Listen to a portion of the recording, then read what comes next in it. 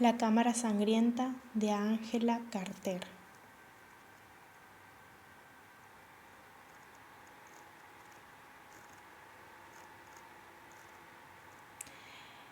La cámara sangrienta.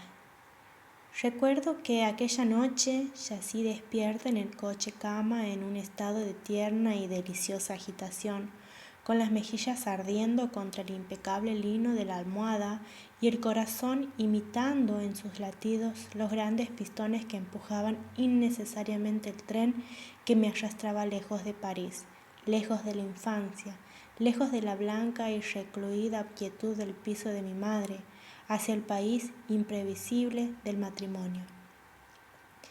Y recuerdo haber pensado que en aquel mismo momento mi madre se estaría moviendo lentamente por la angosta habitación que yo había dejado atrás para siempre y que estaría doblando y guardando mis viejas reliquias, las prendas caídas que yo no volvería a necesitar, las partituras que no tuvieron espacio en mis baúles y los programas de conciertos que habían abandonado. Se entretendría en esta cinta rota y aquella fotografía desvaída con todas las emociones mitad felices y mitad tristes de una mujer en el día de la boda de su hija. Y en mitad de mi triunfo nupcial sentí la punzada de la pérdida como si en el instante en que él me pusiera el anillo en el dedo y me convirtiera en esposa, yo fuera a dejar de ser, en cierto sentido, hija. ¿Estás segura?, dijo mi madre cuando me llevaron la caja gigantesca que contenía el vestido de novia que él me había comprado, envuelto en papel de seda y cinta roja como un regalo navideño de fruta confitada. ¿Estás segura de que lo amas? También había un vestido para ella, de satén negro, con el lustre apagado y refractivo del aceite en el agua, más fino que nada de lo que había llevado desde su infancia, llena de aventuras en Indochina, como hija del chico hacendado de una plantación de té. Mi madre, indomable, de facciones de águila. ¿Qué otra estudiante del conservatorio se podía jactar de que su madre se había enfrentado a un barco de piratas chinos, había ejercido de enfermera en un pueblo con un brote de peste y disparado a un tigre devorador de hombres antes de llegar siquiera a mi edad? ¿Estás segura de que lo amas? Estoy segura de que quiero casarme con él, contesté, y no dije más. Ella suspiró, como si la renuencia fuera la clave con la que por fin podría expulsar al fantasma de la pobreza de su sitio habitual en nuestra exigua mesa. No en vano mi madre se había arruinado desafiante, escandalosa y gustosamente por amor. Y un buen día, su galante caballero no volvió de las guerras, dejó a su esposa y a su hija un legado de lágrimas que nunca se llegaron a secar del todo, una caja de puros llena de medallas y un viejo revólver de servicio que mi madre, convertida en una mujer magníficamente excéntrica por las penurias, llevaba siempre en el bolso, por si, cuando le tomaba yo el pelo, la asaltaban mientras volvía de la tienda de ultramarinos. De vez en cuando una explosión de luz salpicaba las cortinas echadas del vagón, como si la compañía de ferrocarriles hubiera iluminado todas las estaciones por donde pasábamos en honor a la novia. Mi camisón de satén acababa de ser liberado de su envoltura. Se había posado sobre mis hombros y mis pechos jóvenes y puntiagudos, leve como una prenda de agua pesada, y ahora me acariciaba con picardía flagrante, insinuante, abriéndose paso entre mis muslos mientras yo me movía sin sosiego en la estrecha litera. El beso de mi esposo, su beso con lengua y dientes y el roce de una barba me había insinuado la noche de bodas con el mismo tacto exquisito del camisón que me había regalado. Una noche de bodas que se aplazaría voluptuosamente hasta que yaciéramos en su antigua y fabulosa cama, en un domingo situado en una cumbre y rodeado por el mar que todavía escapaba a mi imaginación. Aquel lugar mágico en el castillo de hadas con muros de espuma, la morada legendaria donde él había nacido, el lugar donde algún día yo le daría un heredero, nuestro destino, mi destino. Tras el clamor sincopado del tren, yo podía oír su respiración tranquila y regular. La puerta que comunicaba los compartimientos era lo único que me separaba de mi marido y estaba abierta.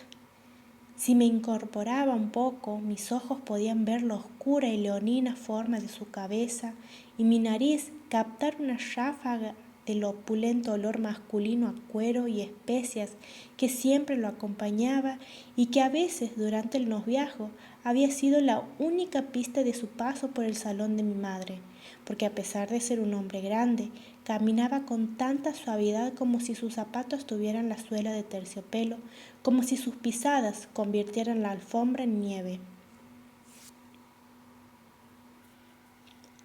Le encantaba sorprenderme en mi soledad, abstraída frente al piano.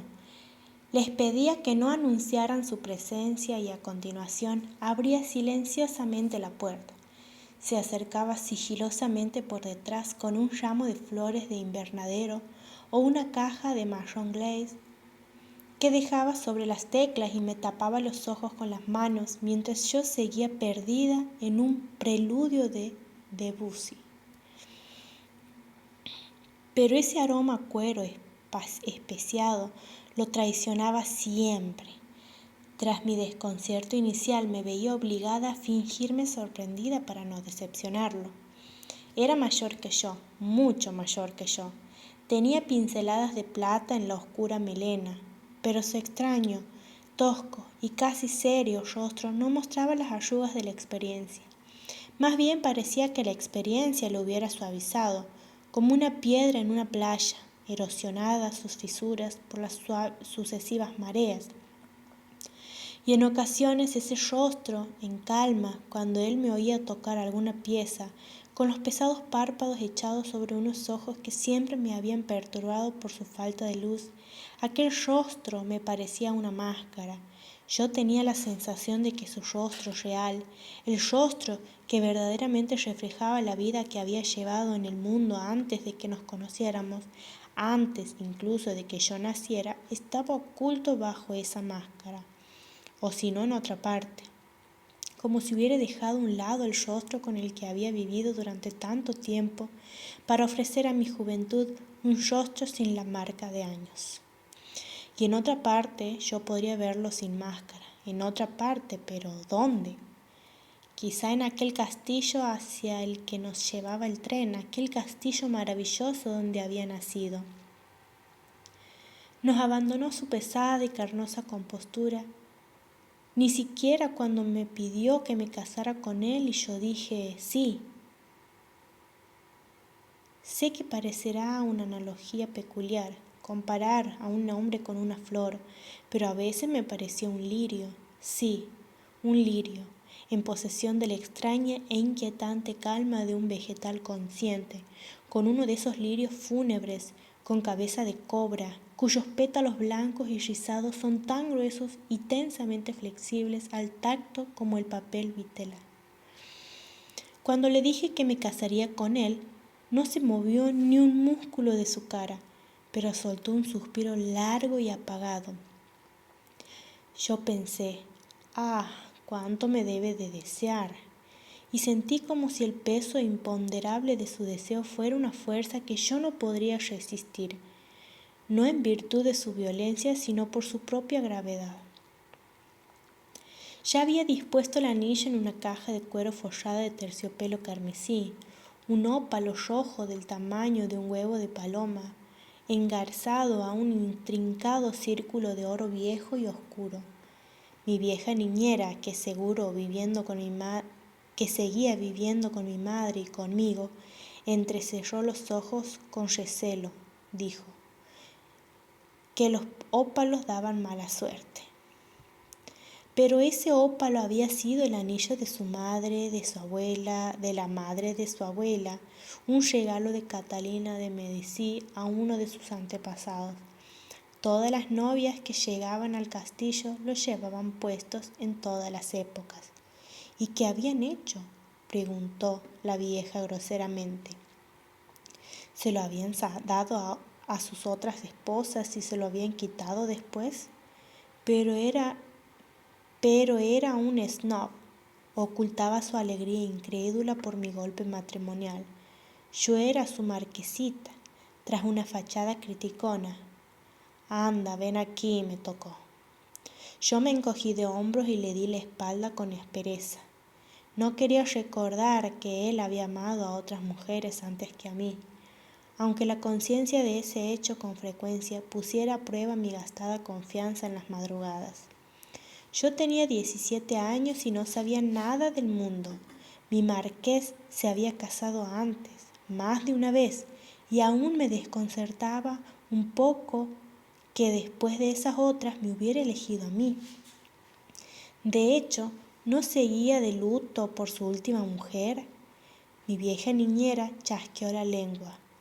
Hasta mi madre se había mostrado reacia a que un hombre que había enviudado tan recientemente se llevara a su hija. Una condesa rumana, una dama de la alta sociedad, muerta 3 meses antes de que yo lo conociera. Un accidente en un barco en su casa en Bretaña. No llegaron a encontrar su cadáver, pero hurgué entre las revistas atrasadas que mi vieja niñera guardaba en un baúl debajo de la cama y encontré una fotografía suya. El hocico afilado de un mono bonito, astuto, travieso, tanta potencia y singular encanto en una cosa oscura y brillante, salvaje pero refinada, cuyo hábitat natural debía haber sido el lujoso interior de una jungla de decorador llena de palmeras en tiestos y periquitos dóciles y chillones. Y antes de ella, su cara es propiedad pública, todo el mundo la había pintado, pero a mí me gustaba especialmente en un grabado de Redón. La estrella de Venus caminaba por el borde de la noche. Al admirar su gracia enigmática y esquelética, nadie habría pensado que había sido camarera de un café de Montmartre, hasta que Pubis de Chabannes la vio y le hizo que mostrara sus senos planos y sus muslos largos a su brocha. Y no obstante fue el ajenjo lo que le condenó, o eso dijeron. Y la primera de sus damas, una diva suntuosa, la niña musicalmente precoz que yo había sido, la oyó cantar Isolda. Me había llevado a la ópera como regalo de cumpleaños, mi primera ópera, y la oí cantar Isolda. Con qué pasión el rojo blanco había ardido en el escenario, tanta que todos sabían que moriría joven. Nos sentamos en lo alto, a mitad de camino del cielo de los dioses, y aún así me cegaba. Y mi padre, que seguía con vida, oh, cuánto tiempo ha pasado, apretó mi delicada y pequeña mano para animarme en el último acto, aunque yo no sentía nada salvo la gloria de aquella voz. Casado 3 veces durante mi corta vida con 3 gracias distintas, ahora me invitaba a unirme a su galería de bellas mujeres como para demostrarme el electricismo de su gusto. Yo, la hija de la viuda pobre, con mi pelo de color ratón que aún tenían las ondas de las trenzas de las que se había liberado recientemente, con mis caderas huesudas y mis nerviosos dedos de pianista. Era chico como Creso, la noche anterior a la boda, un acto sencillo en la Mairie, porque su condesa había fallecido hace poco. Nos llevó a mi madre y a mí, curiosa coincidencia, a ver Tristán. Y habéis de saber que mi corazón se hinchó y me dolió de tal modo durante el Liebestodt que pensé que estaba verdaderamente enamorada de él. Sí, es verdad, agarrada de su brazo, con las miradas se volvieron hacia mí. Agarrada de su brazo, todas las miradas se volvieron hacia mí. La cuchicheante multitud del vestíbulo se separó con el mar rojo para dejarnos pasar. Como el mar rojo para dejarnos pasar. Mi piel ardía bajo su piel. Cómo habían cambiado mis circunstancias desde la primera vez que oí esos acordes voluptuosos que arrastran tal carga de pasión mortal.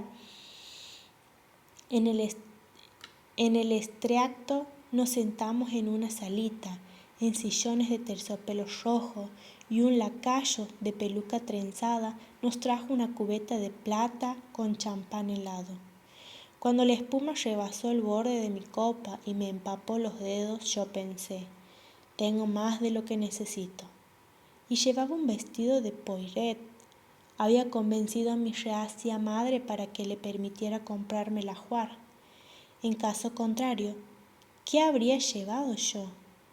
Ropa interior 2 veces surcida, guinga desgastada, faldas de sarga, cosas usadas. Así que, para ir a la ópera, me puse un vestido sinuoso de muselina blanca atado con un cordel de seda bajo los senos. Y todo el mundo me miraba, a mí y a su regalo de bodas. Su regalo de bodas alrededor de mi garganta, una gargantilla de rubíes de 4 dedos de ancho, como una garganta cortada extraordinariamente bella. Tras el terror en los primeros días del directorio, los aristócratas que habían escapado a la guillotina adquirieron la irónica y pasajera costumbre de atarse una cinta roja justo en el lugar donde las hojas les habría cortado el cuello, una cinta roja como el recuerdo de una herida. Y a la abuela de mi esposo le había gustado tanto la idea que se había hecho una cinta de rubíes. ¡Qué gesto de lujoso desafío! Aquella noche en la ópera insiste en volver a mi memoria, incluso ahora, el vestido blanco, la frágil niña bajo el vestido y las deslumbrantes joyas de color carmesí en su garganta, intensas como la sangre arterial. Lo vi observándome en los espejos de marcos áureos, como un entendido que examina caballos o incluso a una esposa en una feria, inspeccionando el corte en la mesa de autopsias. Hasta entonces yo no había visto, o al menos no había reconocido aquella mirada de pura avaricia carnal, magnificada por el monóculo que llevaba en el ojo izquierdo. Cuando lo vi mirándome con lujuria, bajé los ojos, pero al apartarlos de él, me vi a mí misma en el espejo. Y de repente me vi como él me veía, mi cara pálida, la forma en que me sobresalían los músculos de mi cuello, como alambres finos. Me di cuenta de hasta qué punto se había apropiado de mí aquella cruel gargantilla. Y por primera vez en mi inocente y limitada vida descubrí en mí tal potencial para la corrupción que me quedé sin aire. Al día siguiente nos casamos. El tren aminoró la marcha y se detuvo en seco. Luces, ruidos metálicos, una voz anunciando el nombre de una estación desconocida, nunca visitada, el silencio de la noche, el ritmo de la respiración de mi esposo, con el que ahora dormiría hasta el fin de mi existencia. Y yo no podía dormir. Me levanté furtivamente, aparté la cortinilla un poco y me apreté contra la fría ventana, que se empañó con el calor de mi aliento. Miraba el oscuro andén hacia aquellos rectángulos de farolas domésticas que prometían afecto, compañía, una cena a base de salchichas siseando en un sartén para el jefe de estación, sus niños ya acostados en el edificio de ladrillo con las contraventanas pintadas. Toda la parafernalia del mundo cotidiano del que yo, con mi sensacional matrimonio, me había autoexiliado. El matrimonio al exilio. Yo supe que, en lo sucesivo, siempre estaría sola, pero eso formaba parte del peso ya familiar del ópalo de fuego que brillaba como la bola mágica de una gitana, tanto que no podía apartar los ojos de él cuando tocaba el piano. Ese anillo, la venda ensangrentada de los rubíes, la colección de ropa de Poiret y Ward, el aroma de mi esposo a cuero ruso, todo ello se confabuló para seducirme de un modo tan absoluto que no podía decir que sintiera el menor arrepentimiento ante el mundo de tartines y mamán, que ahora se alejaba de mí como arrastrado por un cordel, como el juguete de un niño, mientras el tren volvía a vibrar como emocionándose por adelantado de la distancia a la que me llevaría. Las primeras serpentinas grises del alba atravesaban el cielo y una penumbra extraña se filtró en el compartimiento. No noté cambio alguno en su respiración, pero mis avivados y alborotados sentidos me dijeron que estaba despierto y que me miraba.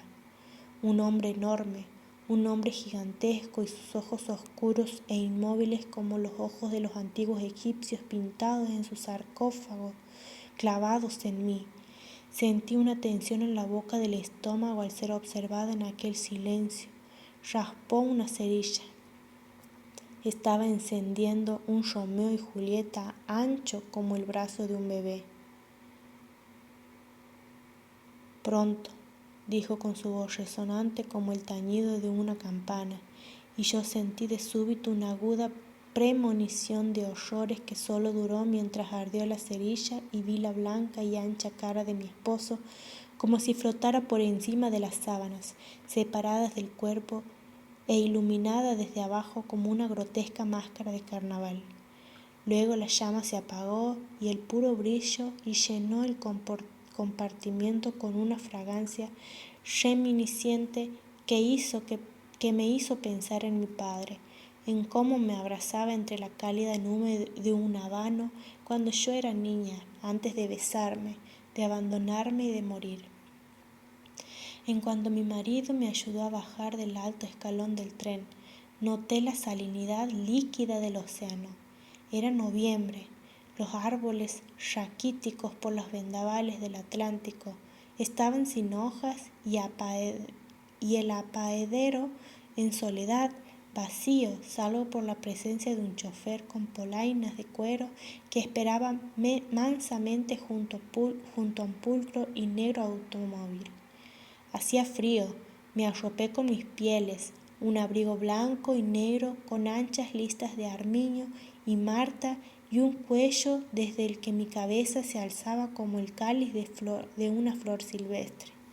Os lo juro, no fui presumida hasta que lo conocí. La campana repicó, el impaciente tren se liberó de su correa y nos dejó en aquel solitario apeadero, adyacente a un camino donde solo habíamos bajado él y yo. Ah, qué maravilla que aquel poder de hierro y vapor se hubiera detenido solo por conveniencia de mi esposo, el hombre más rico de Francia. Madame, el chofer me miró. Me estaba comparando odiosamente con la condesa, la modelo de artistas, la cantante de ópera. Me escondí tras mis pieles como si fuera un sistema de suaves escudos. A mi esposo le agradaba que llevara el ópalo por encima del guante, una trampa teatral y fanfarrona. Pero en el momento en que el irónico chofer vislumbró su destello, sonrió como si estuviera ante una prueba fehaciente de que yo era la esposa de su señor. Y viajamos hacia el alba que se expandía y que ya veteaba medio firmamento con un ramo invernal de rosas y naranja de lirios atigrados, como si mi esposo le hubiera pedido a un florista que me preparara el cielo. El día estalló a mi alrededor como un sueño frío. Mar, arena, un cielo que une con el mar, un paisaje de empañados tonos pasteles que en todo momento parecen a punto de fundirse, un paisaje con todas las armonías delicuescentes de Debussy, de los etudes que yo había tocado para él cuando nos conocimos. Tan absorta aquella tarde en el salón de una princesa, entre tazas de té y pastelitos, yo, la huérfana, contratada por caridad para darle su digestivo de música. Y su castillo, la dada soledad del lugar, con las torres de azul neblinoso, el patio, el portalón coronado de puntas. Su castillo que descansaba en el mismísimo seno del mar con gaviotas que chillaban en sus desvanes, ventanas abiertas al verde y al morado y fugaces retiradas del océano. Su castillo sometido a las mareas que lo aislaban de tierra firme durante mediodía, un hogar que no estaba ni en la tierra ni en el mar, un sitio misterioso y anfibio que infringía la materialidad de la tierra y de las olas con la melancolía de las ninfas que se sientan en una roca y esperan incesantemente a un amante que se ahogó muy lejos hace mucho tiempo. Qué triste y precioso lugar de sirenas. La marea estaba baja a esa hora, tan temprano en la mañana. El paso elevado se alzaba sobre el mar. Cuando el automóvil atacó el adoquinado mojado entre los lentos márgenes de agua, mi esposo me tomó de la mano que llevaba su sofocante y nigromántico anillo. Me apretó los dedos y me besó la palma con una ternura extraordinaria. Su rostro se mostraba tan impasible como de costumbre, inmóvil como un estanque congelado, pero sus labios, que siempre parecían tan extrañamente rojos y desnudos bajo los flecos negros de su barba, se curvaron un poco. Sonrió, dio a la novia la bienvenida a casa. Ninguna habitación y ningún corredor que no crujiera con el sonido del mar y los techos, las paredes donde se alineaban en orden sus antepasados de ropa severa, ojos oscuros y caras blancas, salpicados por la luz refractada por las olas que estaban siempre en movimiento. Aquel castillo luminoso y susurrante del que yo era la castellana, yo, la pequeña estudiante de música cuya madre había vendido todas sus joyas, incluida su alianza, para pagar la matrícula del conservatorio. En primer lugar, estuvo la dura prueba de mi audiencia inicial, con el ama de llaves, que mantenía esa máquina extraordinaria, ese navío oceánico anclado y almenado en perfecto funcionamiento, estuviera quien estuviera en el puente. Cuál endeble, pensé, será mi autoridad aquí, bajo el tocado impecablemente almidonado de lino blanco, típico de la región. Tenía una cara insulsa, pálida, impasible y desagradable. Su saludo correcto por exánime me estremeció. En mis fantasías me había atrevido a esperar demasiado de mi estatus. Durante un segundo me pregunté cómo podría sustituirla por mi vieja niñera, tan querida y tan acogedoramente inepta. Intrigas mal meditadas. Él me había dicho que el ama de llaves había sido su madre adoptiva y que estaba ligada a su familia por la más feudal de las complicidades. Es tan parte de la casa como yo, querida. Ahora sus finos labios me ofrecieron una sonrisita orgullosa. Sería mi aliada mientras yo fuera aliada de él, y con eso me debía contentar. Pero aquí sería fácil contentarse. Desde la suite de la torre que me había dado para mi uso exclusivo, podía admirar el tumultuoso Atlántico e imaginarme la reina del mar.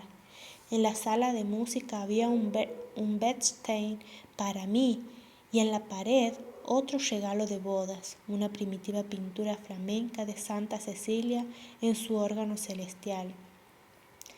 En el encanto gazmoño de aquella santa con sus mejillas regordetas y cetrinas y su ondulado cabello castaño, me vi a mí misma como habría deseado ser. Me reconforté en la sensibilidad afectuosa que hasta entonces no había sospechado en mi marido. Luego él me llevó por una delicada escalera de caracol hasta mi dormitorio, y antes de marcharse discretamente, el ama de llaves le hizo reír con lo que parecía ser, me atrevo a decir, una bendición lasciva para recién casados, que pronunció en su idioma natal, el bretón, que yo no entendí, que él sonriendo se negó a traducirme. Y allí estaba la enorme cama matrimonial heredada, casi tan grande como la minúscula habitación de mi casa, con sus cortinas de gasa blanca que se inflaban con la brisa marina y sus gárgolas labradas en sus superficies de ébano, hojas doradas, barniz vermellón. Nuestra cama, y rodeada de tantos espejos en todas las paredes, en los regios marcos de oros tortuosos, reflejando más lirios blancos de los que yo había visto en toda mi vida. Había llenado la habitación con ellos para dar la bienvenida a la novia, la joven novia que se había convertido en la multitud de muchachas que yo veía en los espejos, idénticas a sus distinguidos trajes de color azul marino hechos a medida para viajar, madame, o pasear. Una criada se había encargado de mis pieles. En lo sucesivo, una criada se encargaría de todo. ¿Lo ves? Él señaló a todas esas jóvenes elegantes. Me he buscado un harén para mí solo. Descubrí que yo estaba temblando, respiraba con dificultad. No podía mirarlo a los ojos, así que aparté la vista por orgullo, por timidez, y vi que una docena de maridos se acercaban a mí en una docena de espejos y me desabrochaban lenta, metódica y sacochonamente los botones de la chaqueta, que apartó de mis hombros. ¡Basta! ¡No! ¡Más! La falda fue lo siguiente. La blusa de lino color albaricoque y que costó más que el vestido que me puse en la primera comunión. Las olas que jugaban afuera bajo el frío sol se reflejaron en sus monóculos. Sus movimientos parecían ser deliberadamente toscos, vulgares. La sangre se me volvió a subir a la cara y se quedó allí. Pero no obstante, supuse que debía ser así, que se debía despojar formalmente a la novia de sus vestiduras, un ritual de burdel. Aún criada como había estado entre algodones, ¿cómo era posible que nunca hubiera oído ni una pista del mundo de mi esposo, ni siquiera en el mundo de Bohemia remilgada en el que yo vivía? Me desnudó, glotón como era, como si estuviera arrancando las hojas de una alcachofa, pero no imaginéis demasiado refinamiento en aquel acto. Ni esta alcachofa era un capricho especial para la cena, ni él sentía todavía una ansia voraz.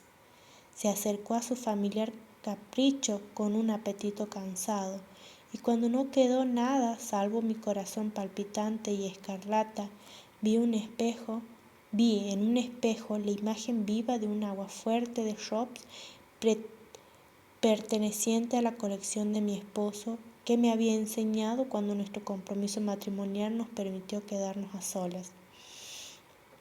La niña de las extremidades como palos, desnuda salvo por sus botas de botones y sus guantes, tapándose la cara con una mano como si ésta fuera el último depositario de su modestia, y el viejo verde del monóculo que la examinaba, extremidad por extremidad.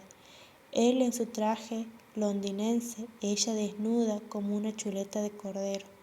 Él más pornográfico de todos los enfrentamientos, y así mi comprador desenvolvió su ganga. Y al igual que en la ópera, cuando vi por primera vez mi carne en sus ojos, me horroricé al sentir mi propia agitación. Enseguida me cerró las piernas como si fuera un libro y yo volví a ver el raro movimiento de sus labios que indicaban que estaba sonriendo. Todavía no, más tarde. La expectativa es la parte más importante del placer, amorcito.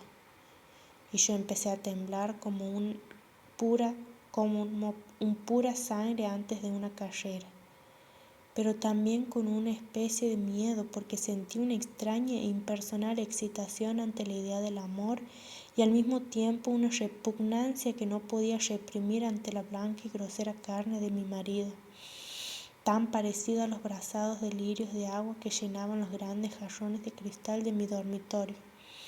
Esas calas de pompas fúnebres que te empolvan los dedos como si hubieras metido en cúrcuma. Los lirios que siempre asocio a él que son blancos y que manchan.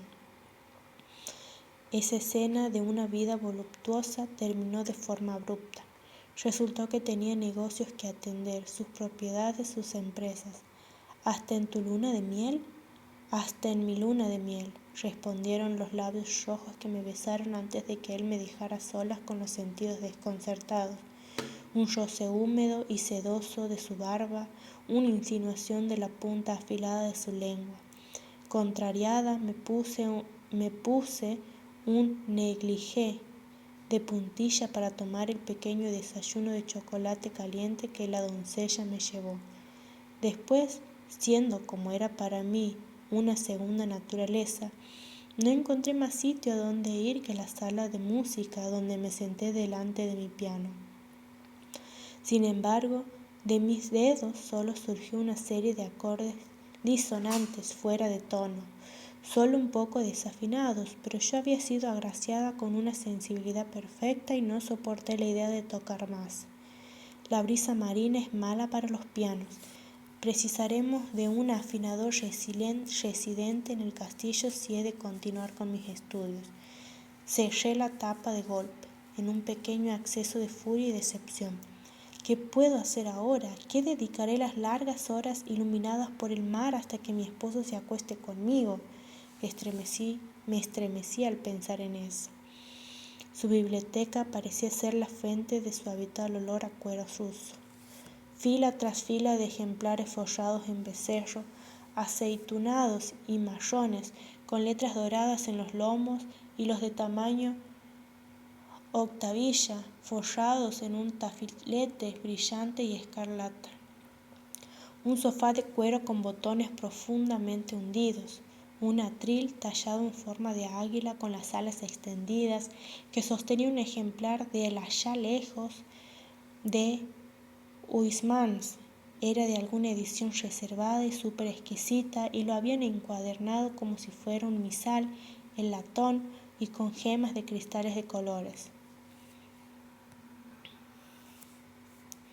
Las anchas alfombras del suelo, de intensos y profundos azules como el cielo y rojos como la sangre del corazón más querido, procedían de Isfahán y Bujará.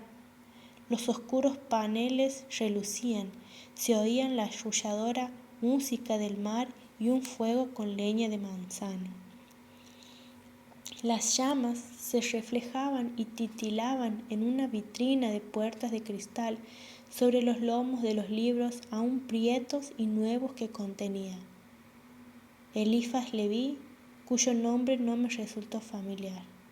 Eché una miradita a un par de títulos: La iniciación, La llave de los misterios, El secreto de la caja de Pandora, y bostecé. Allí no había nada de interés para una joven de 17 años que esperaba su primer abrazo. Habría preferido una novela de folletín. Quería acurrucarme delante del fuego y perderme en una narración barata, masticando empalagosos bombones de licor. Si llamaba a una doncella, me los llevaría. No obstante, abrí las puertas de la vitrina sin nada mejor que hacer por curiosear. Y creo que supe por un cosquilleo en la punta de los dedos, incluso antes de abrir aquel ejemplar delgado y sin título en el lomo, lo que encontraría en su interior. ¿Acaso no era cierto que cuando él me enseñó el Robs que tanto valoraba y que había adquirido recientemente, insinuó que era un entendido en tales asuntos? Pero yo no esperaba algo así. La muchacha, con lágrimas aferradas a sus mejillas como perlas engarzadas, su coño un higo cortado entre los grandes globos de sus nalgas, sobre las que estaban a punto de caer las colas nudosas de un látigo, un hombre de máscara negra que con la mano que tenía libre se toqueteaba la verga, curvada hacia arriba como la cimitarra que llevaba. La ilustración tenía una leyenda: reprobación de la curiosidad. Mi madre, con toda la precisión de su carácter excéntrico, me había hablado de lo que hacían los amantes, y yo era inocente pero no ingenua.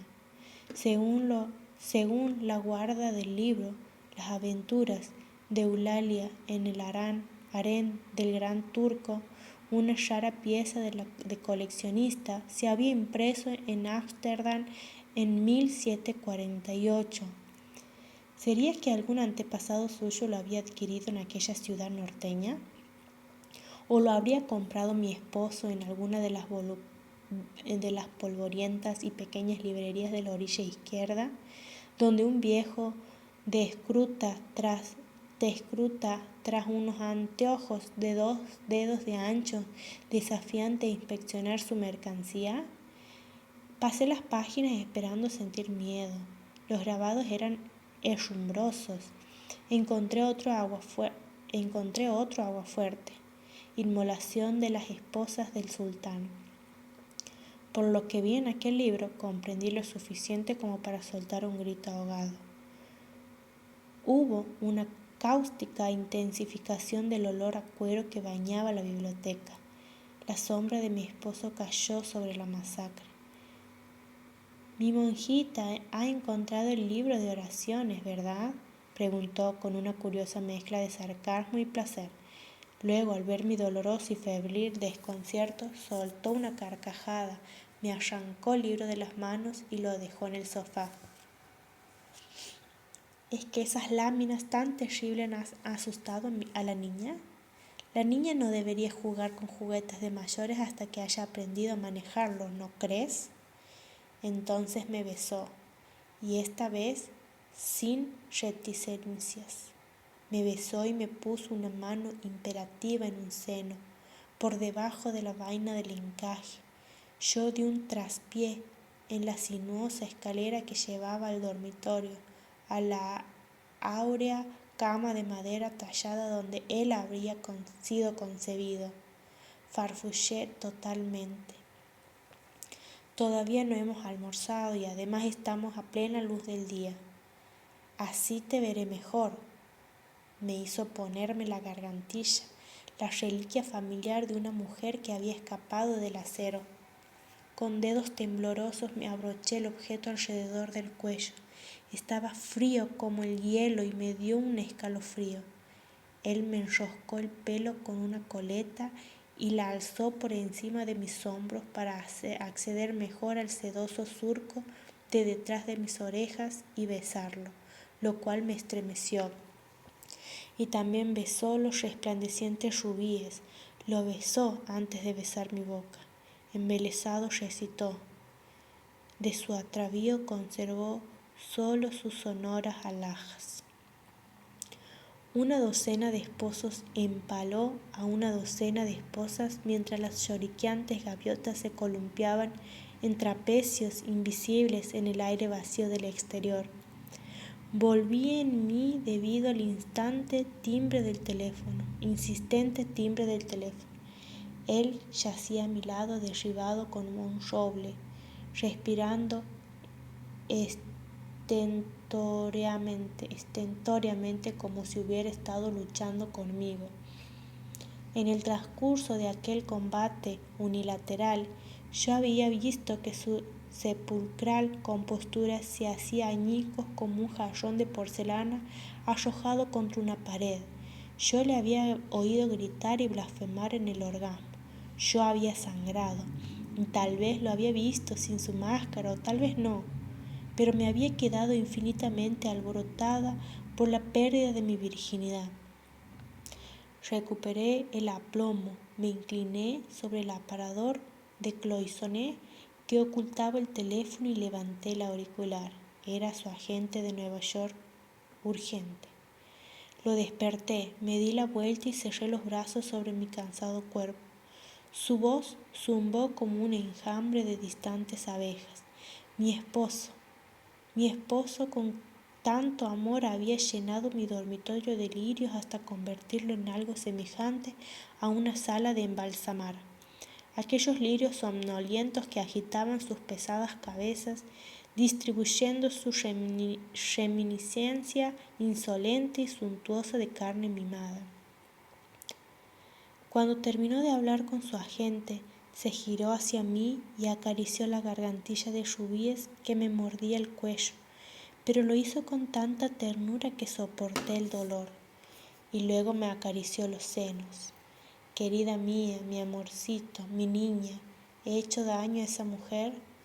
Él lo siente tanto, es tan impetuoso, no lo puede evitar, es la que quiere tanto. Y aquel recitativo de amante desató mis lágrimas. Me aferré a él como si el que me había infligido el dolor fuera el único que me pudiera consolar por haberlo sufrido. Durante un rato me susurró con una voz que yo no había oído antes, una voz como el suave bálsamo del mar, pero después desenredó mi pelo de los botones de su batín, me dio un brioso beso en la mejilla y me dijo que la gente de Nueva York lo había llamado por un asunto de negocios tan urgente que se debía marchar en cuanto la marea estuviera suficientemente baja. Marcharse del castillo, marcharse de Francia, y estaría fuera durante al menos 6 semanas. Pero es nuestra luna de miel. Está en juego un acuerdo, una empresa de riesgo y ocasión por valor de varios millones, dijo. Se apartó de mí, volviendo a su quietud de museo de cera. Yo no era más que una niña, yo no lo entendía. Además, dijo sin condiciones a mi vanidad herida, he pasado por tantas lunas de miel que me parecen el menos apremiante de los compromisos. Sé bien que esta niña, a quien he comprado con un puñado de piedras de colores y pieles de animales muertos, no se escapará. Pero cuando llamara a su agente de París, que se reservara un pasaje a los Estados Unidos para el día siguiente, solo una llamadita a mi pequeña, tendríamos tiempo de cenar juntos. Y yo tuve que contentarme con eso. Un plato mexicano de faisán con avellanas y chocolate, ensaladas, un queso blanco y voluptuoso, un sorbete de uvas, de moscatel y astí espumante, una celebración de Krum que estalló festivamente y luego un acre café solo en unas tacitas preciosas, tan finas que el líquido sobreció los pájaros que tenían pintadas. Yo tomé Cointreau y él tomó brandy en la biblioteca, con las cortinas de terciopelo rojo cerradas frente a la noche, donde él se sentó en un sillón de cuero junto al titilante fuego y me acomodó en sus rodillas. Me había pedido que me cambiara de ropa y me pusiera el sencillo y pequeño vestido de muselina blanca de Poiret, por el que parecía sentir un cariño especial.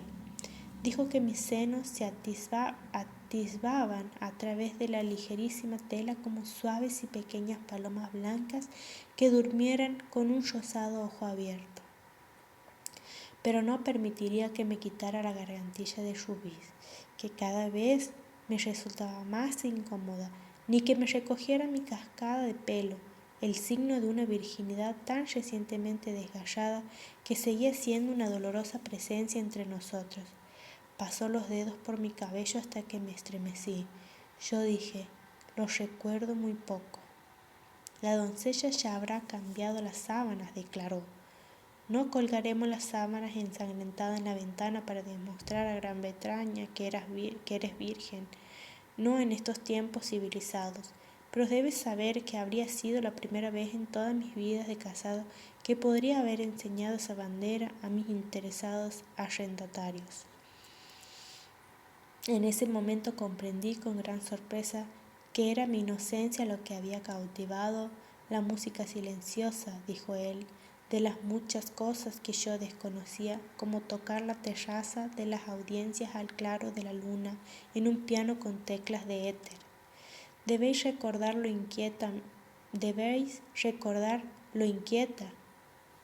que me sentía en aquel lujoso lugar, lo incómoda que había sido la presencia constante de una dama de compañía durante todo mi noviazgo con aquel peligroso sátiro que ahora martirizaba mi pelo suavemente. Me animó saber que mi inocencia le causaba algún placer. ¡Valor! Algún día actuaré como si los modales de una buena dama me fueran innatos, aunque solo sea por la virtud de las carencias. Luego lentamente y con humor, como si estuviera entregando un misterioso y gran regalo a una niña, extrajo un manojo de llaves de algún bolsillo oculto de su chaqueta. Llave a llave, una llave, dijo, para cada cerradura de la casa. Llaves de todas las clases, enormes y antiguos objetos de hierros negros, otras delicadas, esbeltas, casi barrocas, finísimas, llaves yale para estuches y cajas fuertes, y durante su ausencia era yo quien debía cuidar de ellas. Miré el pesado manojo con circunspección. Hasta ese instante no había dedicado un simple pensamiento a los aspectos prácticos del matrimonio con una gran casa, una gran riqueza y un gran hombre cuyo llavero estaba tan abarrotado como el de un carcelero. Allí estaban las desgarbadas y arcaicas llaves de las mazmorras, porque teníamos mazmorras de sobras, aunque la habían convertido en cavas por los vinos de mi esposo, cuyas botellas polvorientas ocupaban todos los agujeros de dolor que horadaban profundamente las rocas sobre las que se habían construido el castillo. Estas son las llaves de las cocinas. Esta es la llave de la galería de cuadros, un tesoro familiar acumulado durante 5 siglos de ávidos coleccionistas. Él había previsto que pasaría muchas horas en ese lugar. Con un destello de gula me confesó que se había permitido el lujo de alimentar generosamente su gusto por los simbolistas. Tenía el gran retrato de la primera esposa de Moreau, víctima expiatoria, con la huella de las cadenas como de encaje en su piel cristalina. ¿Conocía yo la historia de aquel retrato? Sabía que cuando se desnudó para él por primera vez recién salida de su bar de Montmartre, se vistió con su rubor involuntario que enrojeció sus senos, sus hombros, sus brazos, todo el cuerpo. Mi esposo había pensado en aquella historia, en aquella querida joven, cuando me quitó la ropa por primera vez. Ensor, el magnífico Ensor, su lienzo monolítico, las vírgenes insensatas, 2 o 3 Gauguin de la última época, siendo su preferido el de la morena en éxtasis en una casa vacía titulada Salimos de la noche, vamos a la noche. Y además de los cuadros que había añadido él, su maravillosa herencia de obras de Watteau y Poussin y un par de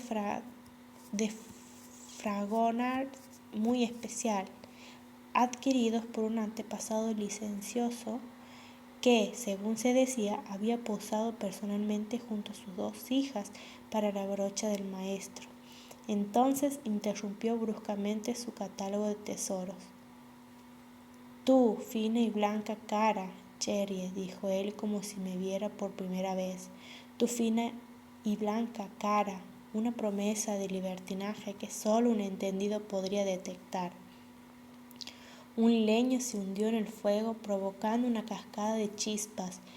En el ópalo de mi dedo hubo una llamarada verde. Me sentí tan mareada como si estuviera en el borde de un precipicio. Tenía miedo, aunque no tanto de él, de su presencia monstruosa, pesada, como si al nacer le hubieran concedido una gravedad más específica que el resto. La presencia que siempre me oprimía de un modo sutil, incluso cuando me sentía profundamente enamorada de él. No tenía miedo de mi esposo, sino de mí misma. Parecía renacida en sus ojos sin reflejo, renacida en un cuerpo extraño. Apenas me reconocía en su forma de describirme y sin embargo, ¿no habría un poco de horrible verdad en ella? Bajo la roja luz del fuego me ruboricé sin que se diera cuenta. Pensé que quizá me había elegido porque en mi inocencia había reconocido un raro talento para la disipación. Aquí está la llave del aparador de la vajilla. No te rías, querida. En ese mueble hay una fortuna en Sèvres y otra en Limoges. Y una llave para la sala cerrada con barrotes donde se guardaban 5 generaciones de platos. Llaves, llaves, llaves. me iba a confiar las llaves de su despacho, aunque yo solo era una niña, y las llaves de sus cajas de caudales, donde tenía las joyas que yo llevaría. Así me lo prometió cuando regresáramos a París. ¿Y qué joyas! Me podría cambiar 3 veces al día de pendientes y collares, como la emperatriz Josefina con su ropa interior. Pero dudaba, dijo él con aquel golpe hueco que le hacía las veces de risa, que yo estuviera tan interesada en sus títulos bursátiles, aunque por supuesto valían infinitamente más.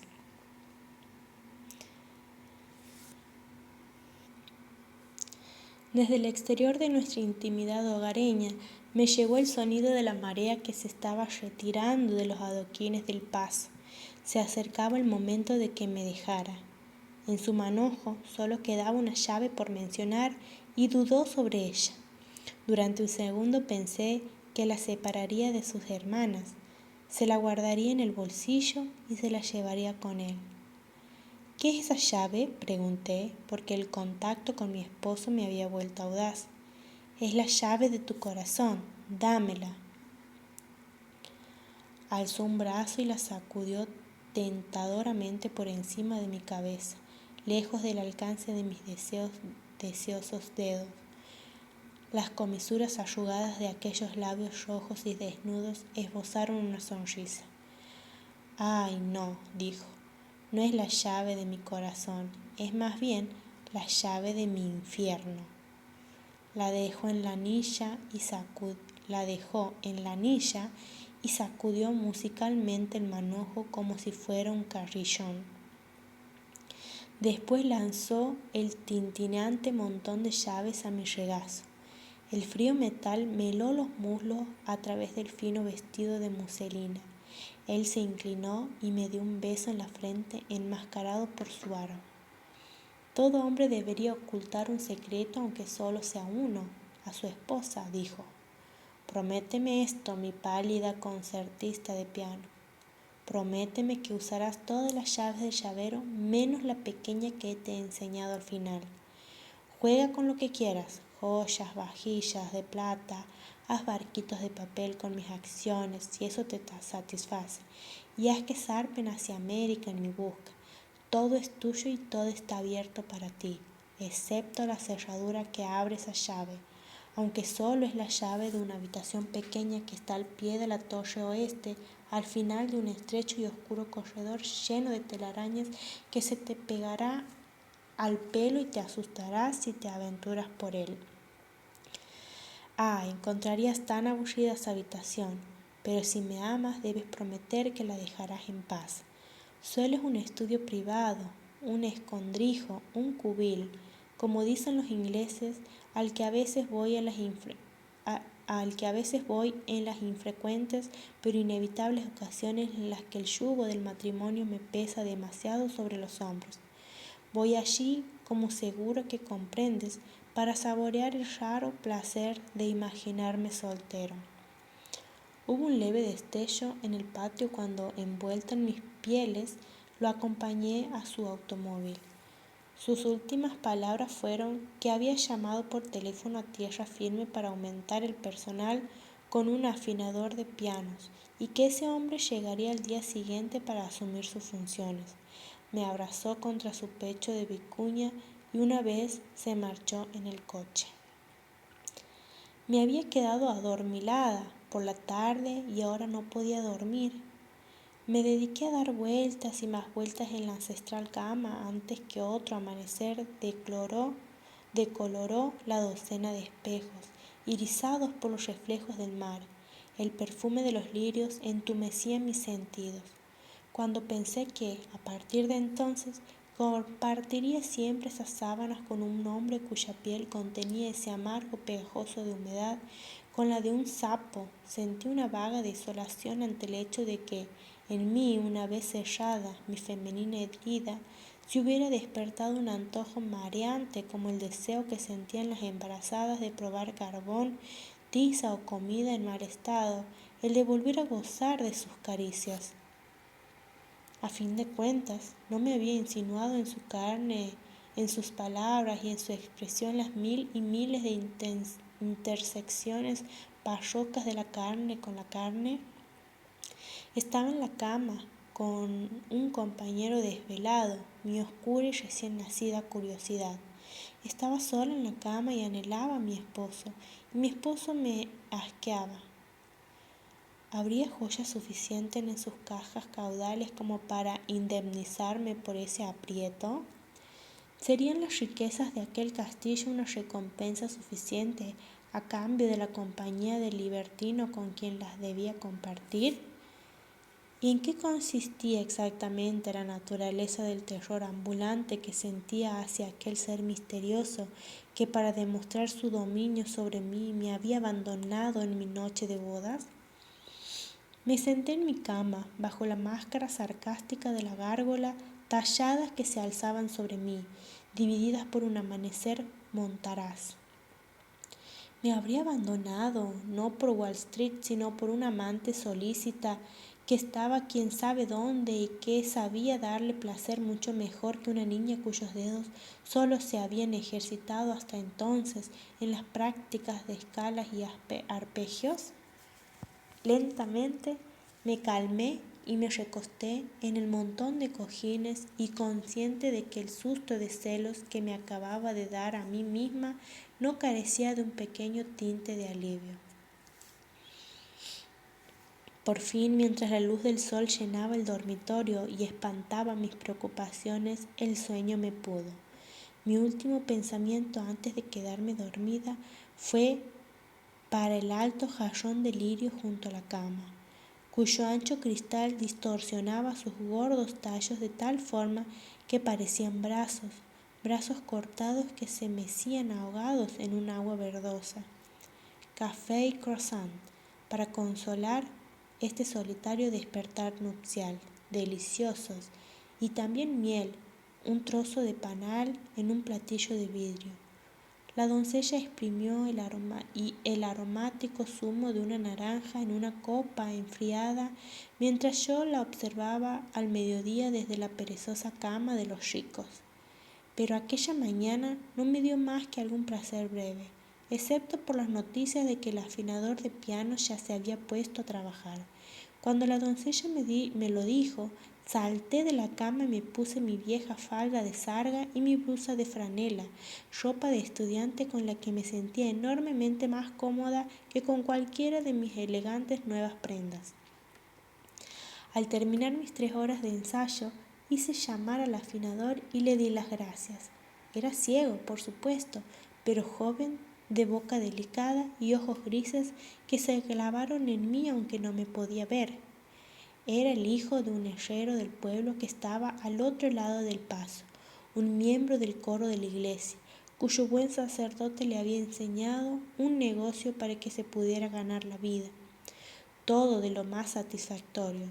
Sí, pensaba que sería feliz en el castillo y añadió tímidamente que si alguna vez le permitían oírme tocar, porque resultó que amaba la música. Sí, por supuesto, dije yo, naturalmente. Pareció saber que yo había sonreído. Tras despedirlo me di cuenta de que, a pesar de haberme levantado tan tarde, faltaba mucho para mi té de las 5. El ama de llaves, que cuidadosamente advertida por mi esposo se había abstenido de interrumpir mi interpretación, me hizo una visita solemne con un menú extenso a manera de almuerzo tardío. Cuando le dije que no lo necesitaba, me miró de soslayo por encima de su nariz. Comprendí de inmediato que una de mis funciones principales en calidad de castellana era la de proporcionar trabajo al personal, pero a pesar de ello me reafirmé y declaré que esperaría a la hora de la cena, aunque la perspectiva de la solitaria comida me ponía nerviosa. Luego descubrí que debía decirle lo que quería que me prepararan, y mi imaginación, que seguía siendo la de una colegiala, se amotinó. Un ave con nata. ¿O debería adelantar las navidades con pavo glacado? No decidí. Aguacate y gambas. Montones, sin segundo plato. pero sorpréndeme en el postre con todo el helado que haya en la nevera. Ella lo apuntó todo, pero con desdén la había escandalizado. ¡Qué mal gusto! Niña como yo era, solté una risita cuando se marchó. Pero ahora, ¿qué voy a hacer ahora? Podría haber pasado una hora feliz desempacando los baúles que contenían mis tesoros, pero la doncella ya se había encargado. Los vestidos, toda la ropa medida, colgado en el armario en mi vestidor, los sombreros metidos en las cabezas de madera, para no perder la forma, y los zapatos en mis pies del mismo material, como si aquellos objetos inanimados imitaran la apariencia de la vida para reírse de mí. Me disgustaba quedarme en mi antestado vestidor o en mi dormitorio, lúgubremente perfumado de lirios. ¿Cómo mataría el tiempo? Me bañaré en mi propio cuarto de baño, y descubrí que los grifos eran pequeños delfines de oro, con esquirlas de turquesas como ojos. Y había una pecera con peces de colores que nadaban entre frondas de ondulantes algas, tan aburridos, pensé, como yo. Cuánto deseaba que mi esposo no se hubiera ido. Cuánto deseaba haber podido charlar con una doncella, por ejemplo, o con el afinador, pero para entonces ya sabía que mi nuevo rango prohibía los acercamientos amistosos al personal. Tenía intención de aplazar la llamada tanto como fuera posible, para tener algo que esperar con ilusión en el desolado baldío de tiempo que presentía ante mí después de la cena. Pero a las 7 menos cuarto, con el castillo ya envuelto en la oscuridad, mi aguante se derrumbó. Telefoné a mi madre y me sorprendí de mí misma cuando oí su voz y rompí a llorar. No pasa nada, madre. Tengo grifos de oro. Grifos de oro, dije. No, supongo que no hay motivos para llorar, madre. La línea estaba mal. Casi no podía entender sus felicitaciones, sus preguntas, sus preocupaciones, pero me sentí algo aliviada cuando colgué el teléfono. Sin embargo, aún faltaban una hora entera para la cena y todo el desierto extenso e inimaginable del resto de la noche. El manojo de llaves yacía donde él lo había dejado, en la alfombra de la biblioteca, delante del fuego que había calentado el metal de tal forma que ya no estaba frío al contacto, sino casi caliente, como mi propia piel. ¡Qué descuidada era! La doncella que vigilaba el fuego me lanzó una mirada de reproche, como pensando que yo le había tendido una trampa, cuando recogí el tintineante manojo cuyas llaves abrían las puertas interiores de aquella cárcel preciosa de la que yo era esclusa y señor a la vez, y que apenas había visto. Al recordar eso sentí la euforia del explorador. Luz, más luz. Al contacto de un interruptor, la somnolienta biblioteca quedó brillantemente iluminada. Corrí como una loca por el castillo, encendiendo todas las luces que podía encontrar. Incluso ordené a los criados que encendieran las de sus habitaciones para que el castillo resplandeciera como una tarta de cumpleaños naval con 1000 velas, una por cada año de su vida, y que todos los que estuvieran en la orilla se maravillaran al verlo. Cuando todo esto estuvo tan intensamente iluminado como el café de la Gare du Nord, la trascendencia de las posesiones implícitas en aquel manojo de llave me dejó de intimidar, porque ahora estaba decidida a buscar en todas ellas la prueba de la verdadera naturaleza de mi esposo. En primer lugar, su despacho, obviamente, una mesa de caoba de medio kilómetro de anchura, con una carta pasio impecable y una agenda de teléfono. Me permití el lujo de abrir la caja fuerte que contenía las joyas y hurgué lo suficiente entre las cajas de cuero como para descubrir que mi matrimonio me había dado acceso al tesoro de un genio: pulseras, anillos, juegos enteros de joyas. Ya estaba rodeada de diamantes cuando una doncella llamó a la puerta y entró sin esperar a que yo le diera permiso. Una sutil descortesía. Tendría que mencionárselo a mi esposo. La doncella miró desdeñosamente mi falda de sargán. ¿Se vestirá la señora para la cena? Yo solté una carcajada y ella hizo un mohín de desdén.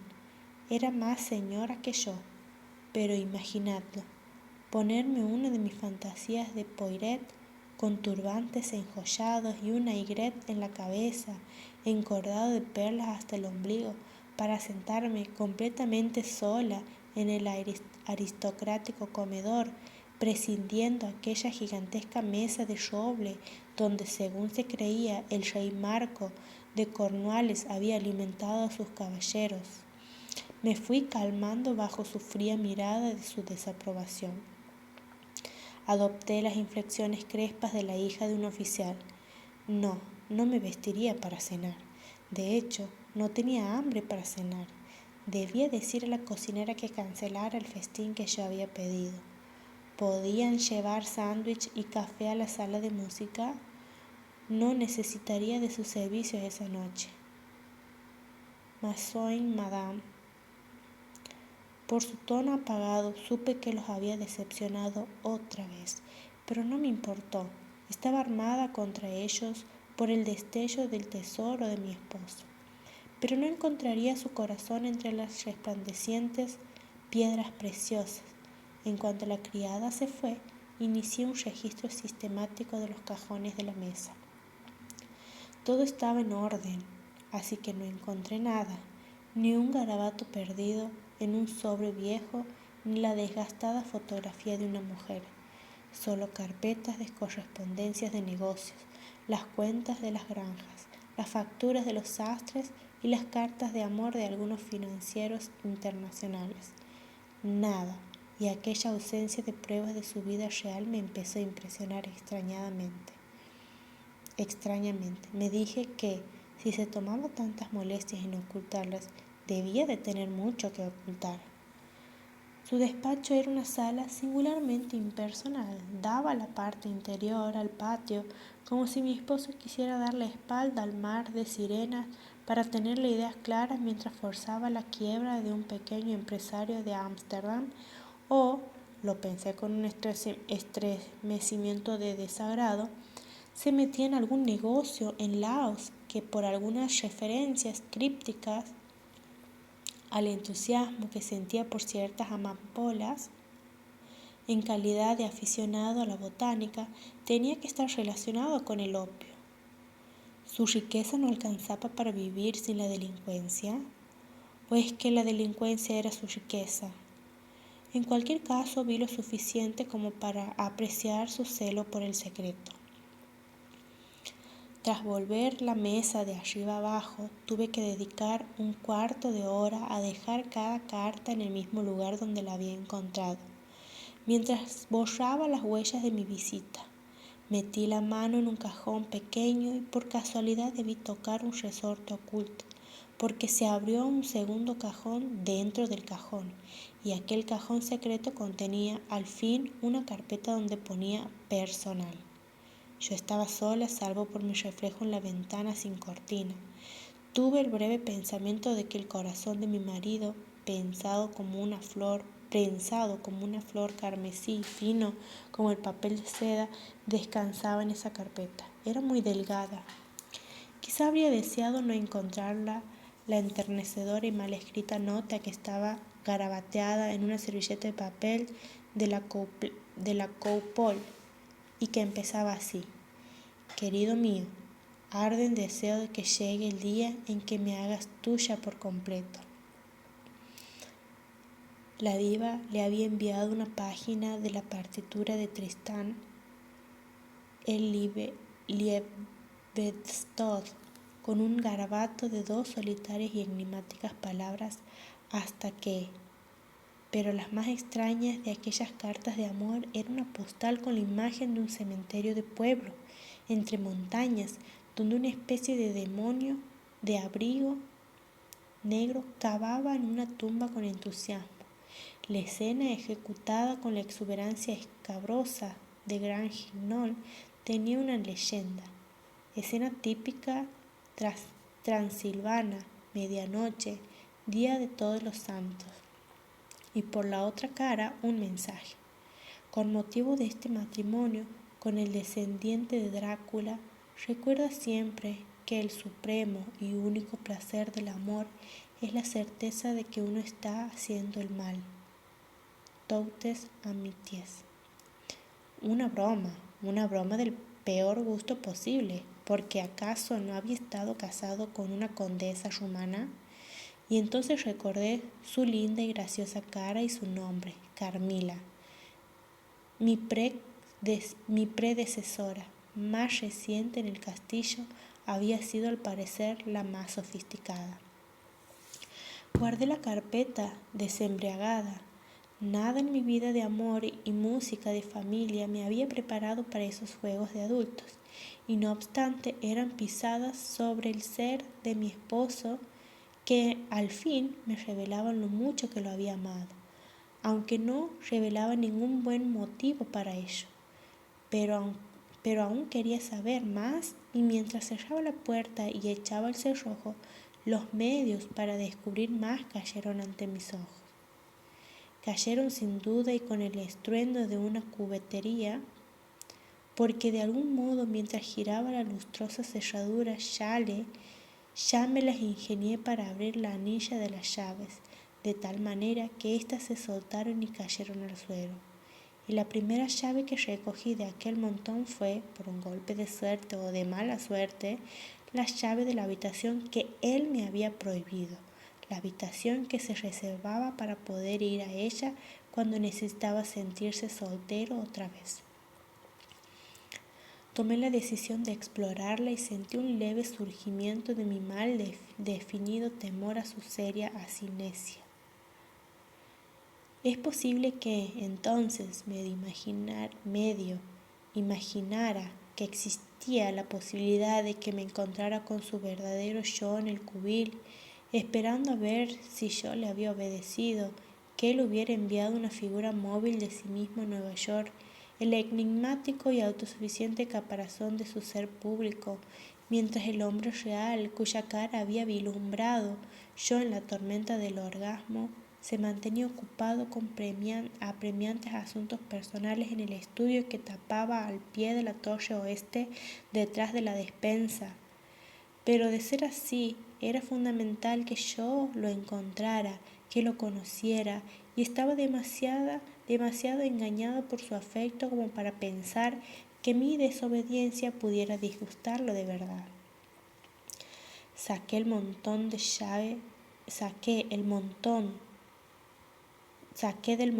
la llave prohibida y dejé el resto en el suelo.